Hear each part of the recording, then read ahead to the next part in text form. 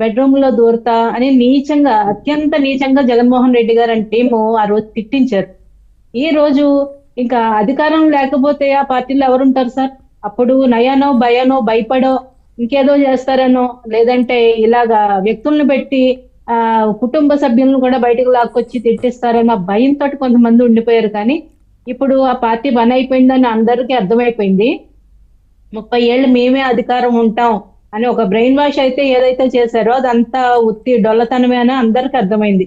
151 సీట్ల నుంచి 11 సీట్లకు పడిపోయారంటే మీ నాయకత్వం ఎలా ఉన్నదో, ప్రజలు మిమ్మల్ని ఏ విధంగా చీకొడుతున్నారో, ఇంకా మళ్ళీ వైసీపీ పార్టీకి ఏపీలో ఆ మళ్ళీ ఆ పార్టీ బతికి బట్ట కట్టి అధికారంలోకి వచ్చే ఛాన్స్ లేదని చెప్పి ఒక చెడ్డీ వేసుకున్న చిన్న పిల్లోడు కూడా చెప్తాడు సార్. ఎందుకంటే వారు చేసుకున్న తప్పులే, ఎవరో వాళ్ళని ఏం చేసింది లేదు, ప్రజలు చీకొట్టారు. వాళ్ళ యొక్క పరిపాలన విధానం ప్రజలకు అర్థమైంది. వీళ్ళు కేవలం దోచుకోవడానికి తప్ప ప్రజా పరిపాలన చేసే ఆలోచన గాని అటువంటి పద్ధతులు కానీ వీళ్ళ దగ్గర లేవు. ఫ్యాక్షన్ రాజకీయాలు చేశారు, దోచేసుకున్నారు, దాచేసుకున్నారు, పంచేసుకున్నారు, మన ప్లేట్ లో మన బిర్యానీ అన్నట్టు పాలన్ని రాష్ట్రాన్ని కుక్కి విస్తరలాగా తయారు చేశారు సార్. ఎంతో ప్రతిష్టాత్మకంగా, ఎంతో గౌరవంగా దేశం మొత్తం ఒక ఆంధ్రప్రదేశ్ అంటే ఒక అన్నపూర్ణలాగా అంత మంచి పేరున్న ఆంధ్రప్రదేశ్ ని గంజాయి ఆంధ్రప్రదేశ్ కింద, అప్పుల ఆంధ్రప్రదేశ్ కింద నానా రకాలుగా భ్రష్టు పట్టించేసిన వాళ్ళలో ఈ విజయసాయి రెడ్డి ముఖ్యుడు సార్. అంటే జగన్మోహన్ రెడ్డి గారికి అంటే ఇవాళ విజయసాయి రెడ్డి గారు మాట్లాడుతూ పవన్ కళ్యాణ్ గారితో సన్నిహిత సంబంధాలు ఉన్నాయి, అలాగే చంద్రబాబు గారితోని, ముఖ్యమంత్రి గారితో కూడా నాకు వ్యక్తిగతంగా ఎటువంటి విభేదాలు లేవు, కేవలం మేము రాజకీయంగా మాత్రమే విభేదించాం తప్ప అంటూ మాట్లాడారంటే, రేపు ఉన్న ఈ కేసులన్నిటికి సంబంధించి నన్ను వదిలేయండి అని కోరుతున్నారు అనుకోవాలా?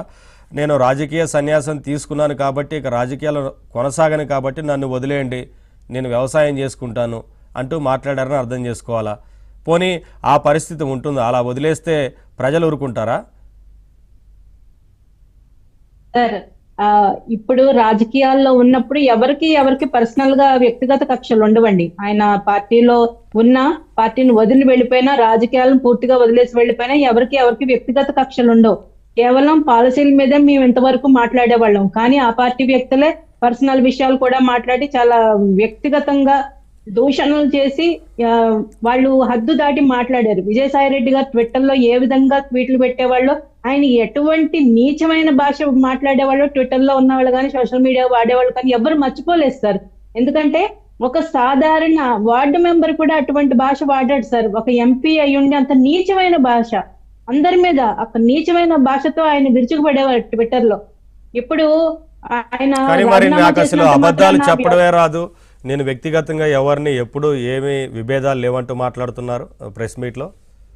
ఇంకోటి, ఎప్పుడు లేని కొత్తగా ఆ దేవుడు సాక్షిగా, ఆ దైవ సాక్షిగా అంటూ మాట్లాడారు. ప్రతిదానికి దైవ సాక్షిగా అంటూ మాట్లాడారు. నేను దైవాన్ని నమ్ముకున్న వ్యక్తిని, అలాగే నాకు ఆ కుటుంబంతో ఎంతో అనుబంధం ఉంది, నేనేమి అప్రూవర్గా మారాల్సిన అవసరం లేదు, మారనంటూ మాట్లాడారు. ఇవన్నీ కొంత ఎప్పుడూ లేని మాటలు వింటా ఉన్నాం. సార్ చేయాల్సిందంతా చేసేసి, అవినీతి సొమ్ము కాజేసేసి, ఈ రోజు దేవుడు సాక్షిగానో ఇంకోటి అంటే అందరం దేవుడిని నమ్మేవాళ్ళమే సార్. కానీ చట్టం అంటూ ఒకటి ఉంది మనందరికి, కోర్టు అంటూ ఒకటి ఉంది.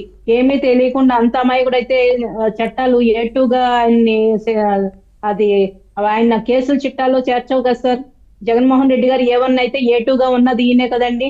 అసలు జగన్మోహన్ రెడ్డి గారు వాళ్ళ తండ్రి హయాం నుంచి ఒక అవినీతి సంపాదించడంలో విజయసాయి రెడ్డి గారు ప్రధాన పాత్ర కదండి. ప్రభుత్వానికి రావాల్సిన ఖజానాన్ని గండి కొట్టేసి ఆ ప్రభుత్వ ఆదాయాన్ని అంతా వీడు కావాల్సిన కంపెనీలకు మళ్లించి, అక్కడి నుంచి వీరికి సూట్ కేస్ కంపెనీలకి షేర్లు కొనుక్కుని డబ్బులు పెట్టుబడులు పెట్టుకుని ఆ విధంగా క్విట్ ప్రోకో చేసి కొత్తగా రాజకీయాల్లో ఒక అరాచకానికి తెరలేపింది వీళ్లే కదండి.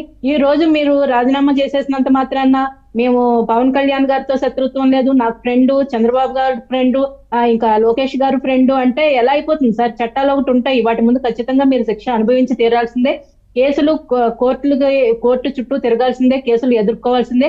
ఎందుకంటే అది చంద్రబాబు నాయుడు గారి ఇంట్లో ధనమో లేదంటే పవన్ కళ్యాణ్ గారి సొంత సొమ్ము కాదండి, ప్రజల సొమ్ము, ప్రజలు ట్యాక్స్ కట్టిన సొమ్ము మీరంతా దొబ్బేసి ఇష్టం వచ్చినట్టు ఆక్రమించేసి వైజాగ్ అంతా ఎంత నాశనం చేసి పెట్టారు సార్. SEZ ని ఆక్రమించేసి ఆ ఎదురుగా బీచ్ ఎదురుగా వీళ్ళు నిర్మాణాలు చేసేస్తారు. CRZ నిబంధనలన్నింటినీ తొంగలో తొక్కేసి మరి కాకినాడ పోర్టు కేవీ రావు గారి దగ్గర నుంచి బలవంతంగా లాక్కుంటారా? మీరు వైసీపీ పరిపాలనలోకి వచ్చిన తర్వాత డిస్టిలరీస్ దగ్గర నుంచి, గనుల దగ్గర నుంచి, మైనింగ్స్ ప్రతి ఒక్కటి అందరినీ బెదిరించి వాళ్ళని పక్కకు పంపేసి వాళ్ళని పెనాల్టీలు వేస్తామనో లేదంటే ఇంకొక రకంగా భయపెట్టో వాళ్ళందరినీ కబ్జా చేశారు కదా సార్. మొత్తం వ్యాపారాలన్నీ లాక్కున్నారు కదా. లాక్కుని మీరు అంతా అక్రమాలకు పాల్పడ్డారు కదా. ఈ రోజు మీరు పదవిలోంచి దిగిపోయిన తర్వాత ఎన్ని బయటకు వచ్చినాయి సార్? అక్కడ వైజాగ్ లో శాంతి అనే ఒక ఆవిడ వ్యవహారం బయటకు వచ్చింది దేవాదాయ శాఖలో. దేవాదాయ శాఖలో ఆవిడని అడ్డం పెట్టుకుని ఎన్ని రకాల భూదందాలకు పాల్పడ్డారో ఈ రోజు బయటకు వచ్చింది. వైజాగ్ లో హయగ్రీవ భూములు, దసపల్ల రాజుగారి భూములు ఎన్ని ఆక్రమించారండి వీళ్ళు. మీరు ఎన్ని CNBC చర్చా ఆస్తులు ఎలా కొట్టేశారండి? మీరు అప్పుడు మరి చర్చా ఆస్తులు కొట్టేసినప్పుడు మీకు దేవుడు గుర్తు రాలేదా? దేవాలయాల భూములు కొట్టేసినప్పుడు మీకు దేవుడు గుర్తు రాలేదా? ఈ రోజు మీరు రాజకీయాల్లోంచి దిగిపోయాక మీకు దేవుడు గుర్తొచ్చాడా? అంతా దేవుడికి తెలుసా? నిజంగానే దేవుడికి తెలుసు.